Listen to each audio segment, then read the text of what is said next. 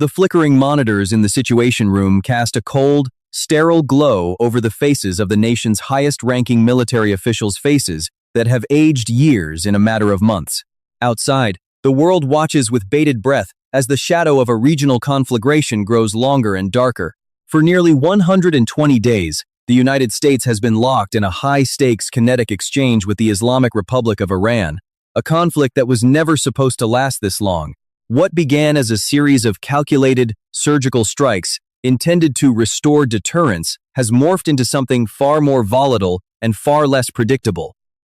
The central question now haunting the halls of the Pentagon and the corridors of the West Wing is no longer about victory, but about control.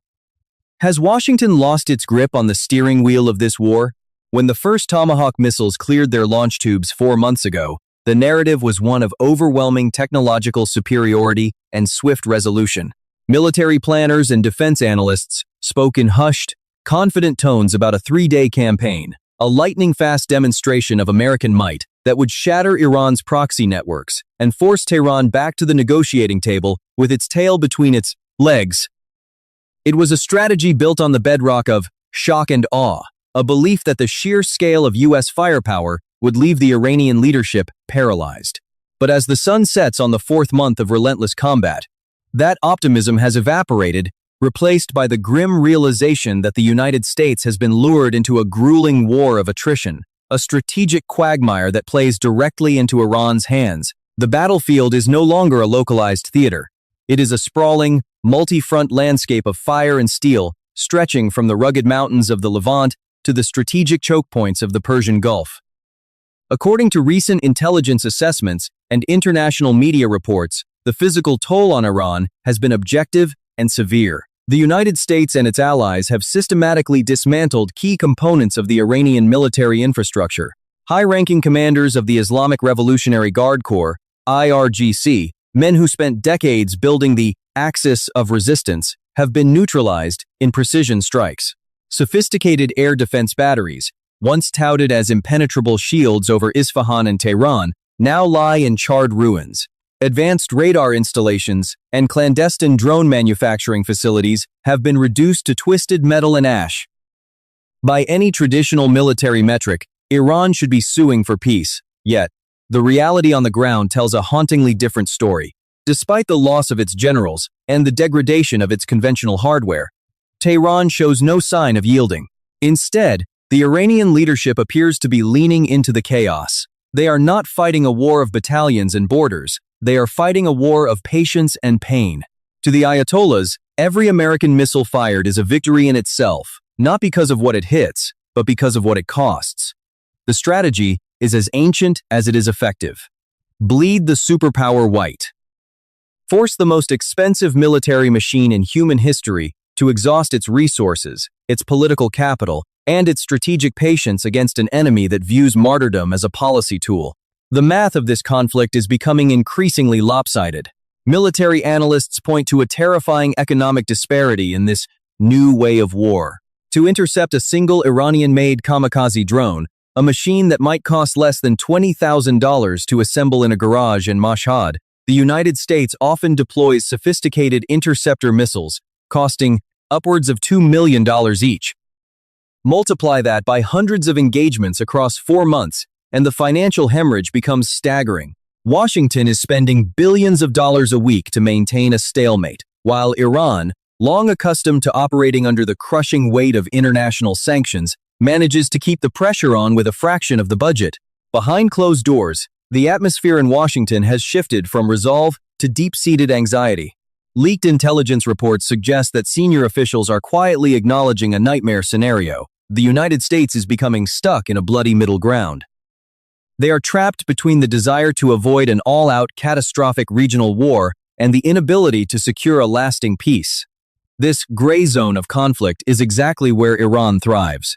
By keeping the intensity of the war just below the threshold of a full-scale invasion of their soil, Tehran ensures that the American military remains bogged down in a reactive posture, constantly chasing shadows and responding to asymmetric threats rather than dictating the terms of the engagement. The human and psychological cost is also mounting. For the American public, a conflict that was pitched as a brief intervention has become a permanent fixture on the nightly news. The sense of mission creep is palpable. The initial objective to stop regional instability has been replaced by a desperate effort to simply manage the escalation. Every time a U.S. base in Iraq or Syria is targeted by a proxy militia, the pressure on the White House to retaliate grows. Yet every retaliation brings the world one step closer to a total breakdown of the global order. Perhaps most concerning of all are the emerging reports regarding the United States' strategic reserves. A recent bombshell investigation by the Telegraph has sent shockwaves through the defense community, suggesting that the sheer duration of this conflict is testing the limits of the American industrial base. There are growing whispers that the Pentagon's stockpile of precision-guided munitions, the very silver bullets required to maintain a high-tech edge, is being depleted at an unsustainable rate. If the conflict continues to escalate or, heaven forbid, a second front opens elsewhere in the world, the United States might find itself in the unthinkable position of having more targets than it has missiles to hit them with. This is the attrition trap. Iran is betting everything on the belief that the United States will run out of will, wealth, or weapons before Tehran runs out of proxies. They are betting that the American voter will eventually tire of another forever war in the Middle East, and that the sheer gravity of the financial cost will force a strategic retreat. For 4 months, the world has watched this high-stakes poker game play out. The U.S. has the better hand, the bigger stack of chips, and the more sophisticated equipment. But Iran is the one controlling the clock. And in a war of attrition, time is the only weapon that truly matters. As we look at the smoke rising from the refineries and the naval vessels patrolling the tense waters of the Strait of Hormuz, the grand strategy of the early days seems like a distant memory. The 3-day war has become a 100-day nightmare, and there is no clear exit ramp in sight. The superpower is discovering that, while it can destroy a target with the push of a button, it cannot so easily destroy the resolve of an adversary that has decided it has nothing left to lose. The control that Washington once exerted over global security is being tested like never before, and as the months turn into a season of fire, the world is forced to ask, at what point does the cost of winning become indistinguishable from the price of defeat? The transition from a surgical strike to a grueling war of attrition is never a sudden pivot. It is a slow, agonizing realization that seeps into the corridors of power like a cold draft.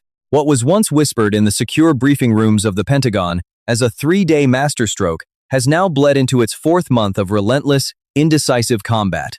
The calendars in the Situation Room have been flipped 3 times, and with each turn, the optimism that once fueled the American command structure has withered.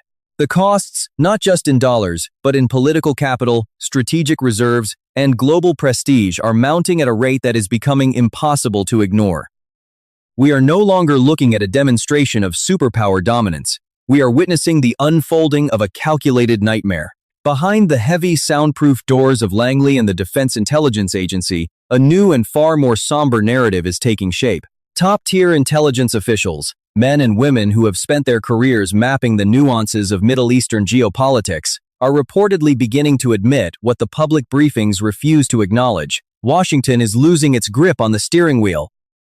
The strategic core of the American military doctrine, the belief that overwhelming technological superiority can force a rapid political surrender, is hovering on the precipice of total bankruptcy. The shock and awe that was intended to paralyze Tehran has instead acted as a catalyst, hardening Iranian resolve and drawing the United States into a theater where its greatest strengths are neutralized by the sheer gravity of a prolonged conflict.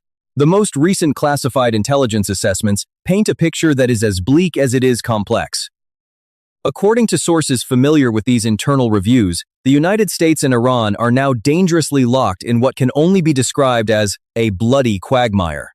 It is a state of perpetual violence that exists in the gray zone between a full-scale, declared war and a peace that has become a distant, folkloric memory. There is no front line in this war. There is only a pervasive, grinding friction that spans from the digital networks of the financial world to the sun-scorched mountains of the Zagros Range. It is a trap of the highest order, where every American escalation is met not with a retreat, but with a calculated, asymmetric response that forces yet another round of expensive deployment. To be clear, the physical toll on Iran has been catastrophic. The visual evidence from satellite imagery and drone reconnaissance is undeniable. Entire wings of Iranian military infrastructure have been reduced to twisted rebar and scorched earth. Precision-guided munitions have hammered command centers, obliterated sophisticated air defense batteries, and neutralized key naval assets in the Persian Gulf. The Iranian Revolutionary Guard Corps has seen its leadership thinned by targeted strikes that resemble the clinical precision of a scalpel. From the outside, it looks like a nation being systematically dismantled. The sheer volume of hardware lost by Tehran would have brought a lesser power to its knees within the first fortnight. Yet, this is where the American calculation faltered.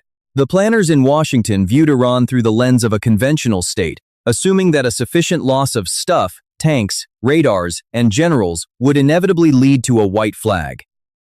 They failed to account for the Hydra effect.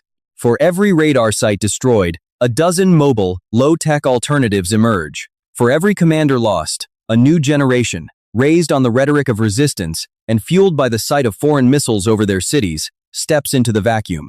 Tehran is not playing a game of numbers. They are playing a game of survival. And in that game, the currency is not equipment, but endurance. The Iranian leadership has shown no sign of bending. On the contrary, the devastation seems to have provided the regime with a grim kind of domestic clarity.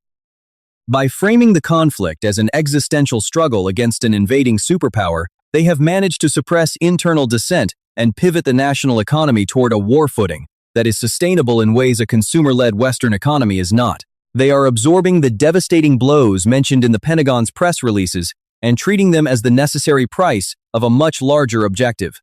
That objective is becoming increasingly clear to the analysts who are now sounding the alarm in Washington.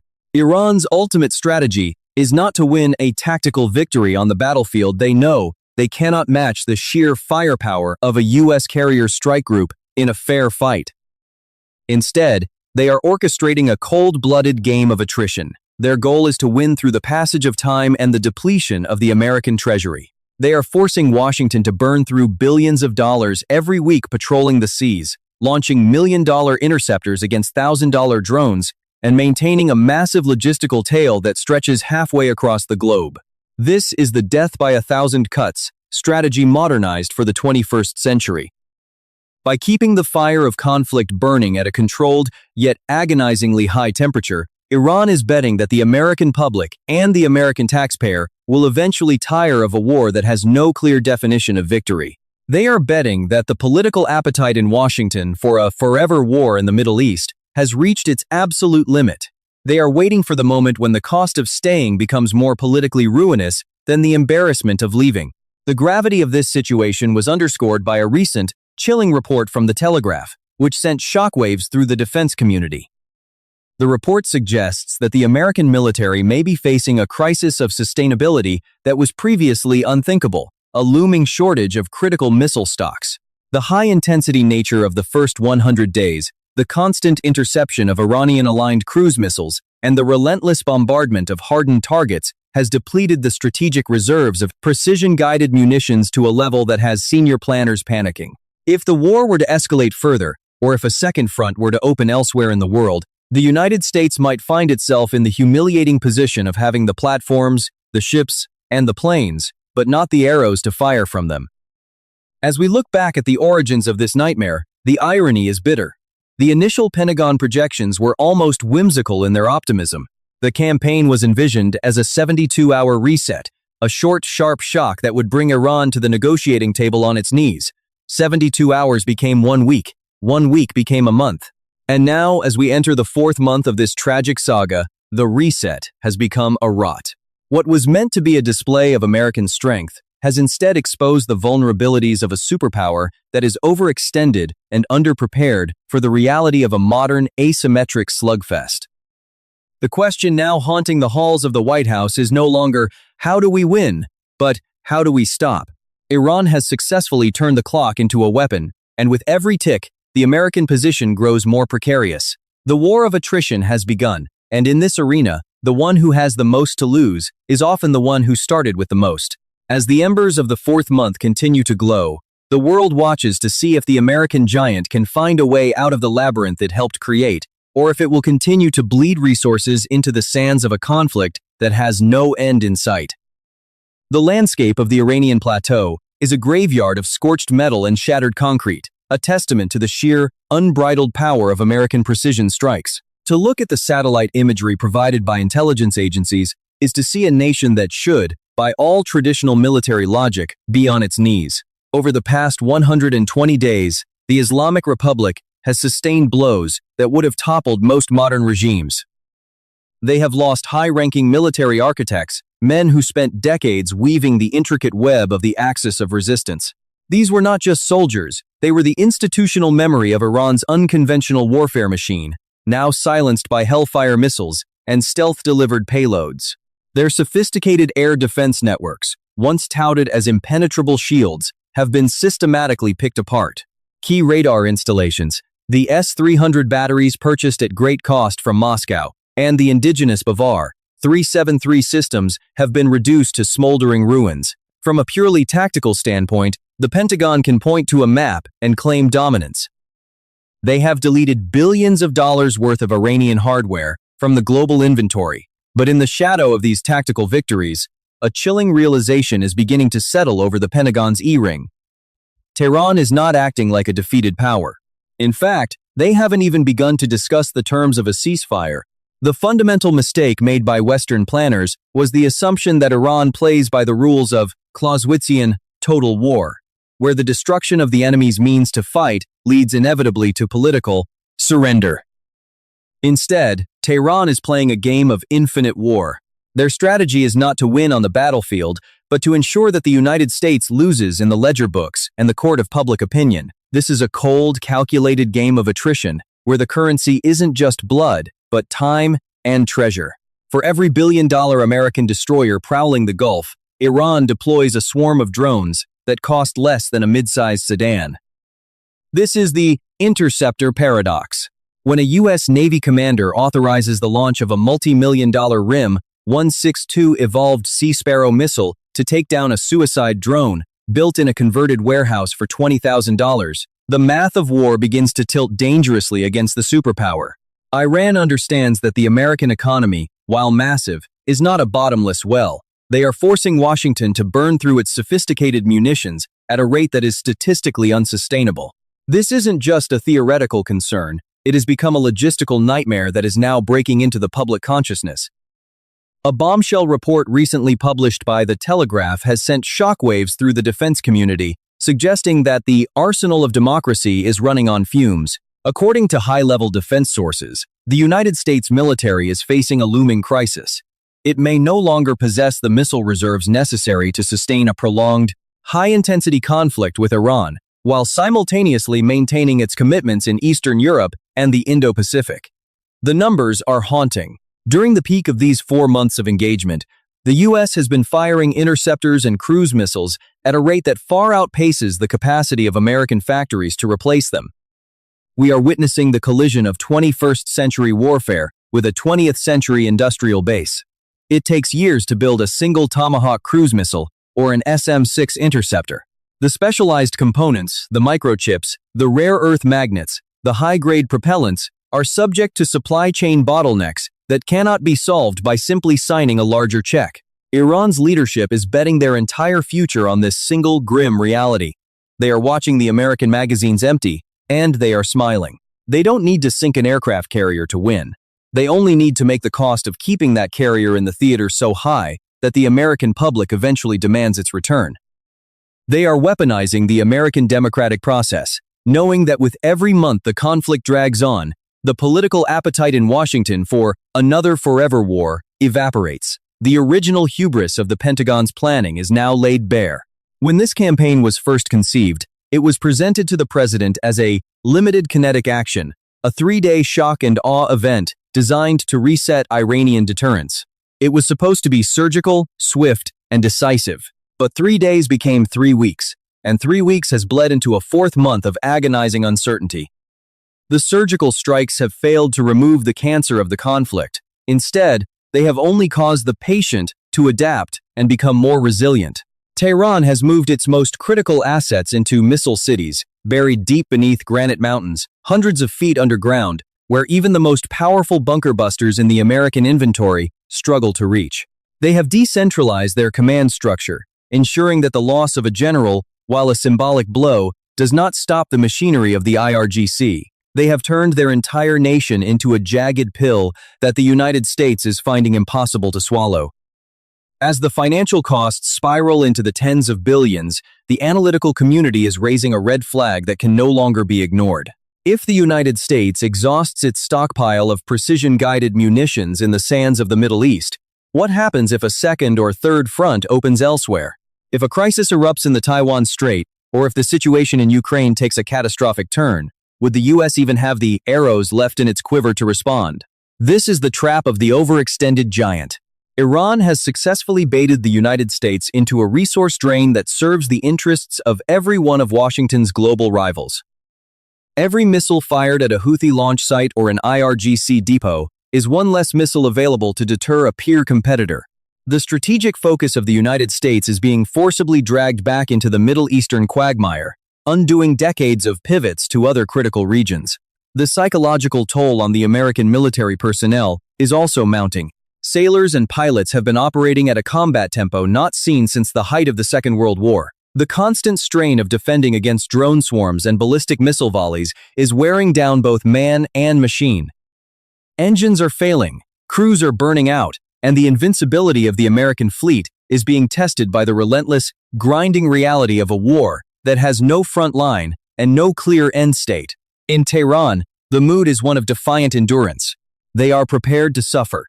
They have built a culture of resistance that views economic hardship and military loss as a form of spiritual and national purification. They are gambling that their threshold for pain is significantly higher than that of the American voter. They are waiting for the moment when the cost-benefit analysis in the White House finally flips, when the price of staying in the fight exceeds the perceived cost of a humiliating withdrawal. The war has evolved into a grotesque game of chicken. On one side, a superpower with the most advanced technology in human history, but with a dwindling supply of silver bullets and a fractured political will. On the other, a regional power that has mastered the art of the slingshot, using cheap, mass-produced weaponry to bleed its opponent dry. As we move deeper into this fourth month, the terrifying question is no longer who has the better military, but who will run out of the will to use it first. The American giant is bleeding, not from a single mortal wound, but from 1,000 small cuts, and the desert sands are drinking deeply. The transition from a surgical strike to a grueling quagmire is rarely announced by a trumpet blast. It is felt in the quiet, desperate halls of the Pentagon, as planners realize the calendar has betrayed them. To understand the gravity of the current moment, we must look back at how this nightmare began, not with a bang, but with a promise of brevity. When the first sorties were launched 4 months ago, the operational briefing sitting on the Resolute desk in the Oval Office didn't speak of seasons or years, it spoke of hours. The 7-2-hour solution was the prevailing wisdom, a concentrated burst of American kinetic might designed to decapitate Iran's command structures, neutralize its drone factories, and force a humbled Tehran to the negotiating table before the first week was out. The hubris of the 3-day war is a recurring ghost in the machinery of superpower politics. It is the same ghost that haunted the planners of the Great War, who promised the boys would be home by Christmas, and the architects of the 2003 invasion of Iraq, who envisioned a cakewalk of flowers and gratitude. Now, as the sun sets on the 4th month of relentless combat, that 3-day estimate has become a bitter punchline. What was supposed to be a lightning strike has curdled into a dark, stagnant reality. The surgical precision of the opening salvos has been replaced by the blunt, repetitive trauma of a war of attrition, a conflict where the primary objective is no longer to take territory, but simply to exist one day longer than the enemy. The strategic math has shifted in a way that favors the patient over the powerful. For the United States, this conflict is a logistical and financial hemorrhage. Reports from the front lines and intelligence corridors suggest that the U.S.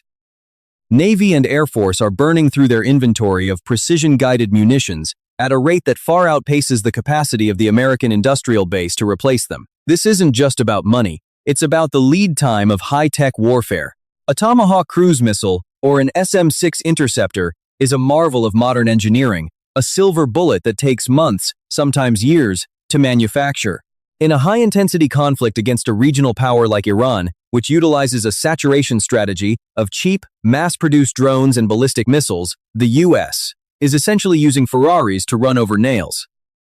A recent, shocking report from the Telegraph has sent ripples of anxiety through the halls of Congress, suggesting that the United States military may be nearing a critical depletion point in its strategic missile reserves. If this is true, the implications are catastrophic. It means the world's only superpower is facing a choice that seemed unthinkable just a year ago. Do they continue to exhaust their limited supply of advanced weaponry in the Middle East, or do they hold back to ensure they can still defend against potential threats in the Pacific or Eastern Europe? This is the empty magazine scenario, a nightmare, where the American giant remains physically imposing but lacks the ammunition to sustain its posture. Tehran, meanwhile, is playing a different game entirely. They are not trying to win a dogfight over the Persian Gulf or sink a carrier strike group in a single engagement. They are playing the long game of the slingshot. By deploying thousands of low-cost, good-enough weapons, they are forcing the U.S. to expend its most expensive and rare resources. Every $20,000 drone that is intercepted by a $2 million missile is a victory for Iran's treasury. They are betting that the American taxpayer and the American politician will break before the Iranian Revolutionary Guard does. They are gambling that the United States, a nation with a short attention span and a deep-seated aversion to forever wars, will eventually lose the domestic political will to keep the fight going. This is the quagmire in its purest form. It is a psychological and economic trap where the cost of winning becomes indistinguishable from the cost of losing. As we enter the 16th week of this three-day operation, the financial toll is staggering. Estimates suggest the Pentagon is burning through billions of dollars every single week just to maintain its defensive umbrella and conduct retaliatory strikes. This is capital that is not being spent on domestic infrastructure, social programs, or modernizing the military for future threats. Iran's strategy is to turn the American military-industrial complex against itself, making the war so expensive and so inconclusive that the American public demands an exit at any price. The human element of this stalemate is equally harrowing. On the decks of U.S. destroyers in the Red Sea and at remote bases across the region, American servicemen and women are operating under the constant shadow of drone fatigue. The stress of 24/7 vigilance against an enemy that never seems to run out of kamikaze aircraft is taking a toll on morale.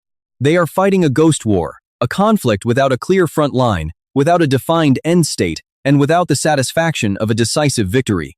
Every night they knock down a dozen drones is a success, but every morning they wake up to a dozen more. Deep within the West Wing, the debate is no longer about victory in the traditional sense.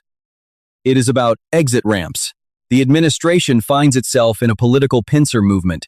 To escalate further to launch a full-scale ground invasion or a total decapitation strike risks a global economic collapse and a regional conflagration that could draw in Russia or China. To withdraw now, however, would be a geopolitical humiliation that would signal the end of American hegemony in the Middle East and embolden every adversary from Pyongyang to Moscow. It is a choice between a slow bleed and a sudden violent amputation. The terrifying reality of this fourth month is the realization that Washington is losing control of the narrative. The initiative has passed to Tehran. By maintaining a steady, manageable level of violence, Iran dictates the tempo of the war. They can turn the heat up or down at will, knowing that each up movement forces the U.S. to burn more of its precious missiles, and each down movement provides just enough hope to prevent the U.S. from launching a total, world-ending escalation. As we look at the smoke-filled horizon of this conflict, we must ask the question that no one in the Pentagon wanted to hear 4 months ago. How much longer can this go on? Is there a breaking point where the arsenal of democracy simply runs dry? Or will the two sides, exhausted by the sheer grinding futility of the attrition, finally be forced to the table? But diplomacy, at this stage, would not be a peace of equals. It would be a recognition of a new reality, one where the slingshot proved more durable than the silver bullet. The American giant is not being toppled by a single blow. It is being worn down by the relentless friction of a war it thought it had already won. The desert sands are indeed drinking deeply, not just of blood, but of the very resources and prestige that once made the United States the undisputed master of the global stage. The three-day war has become a 4-month tragedy, and the end is nowhere in sight.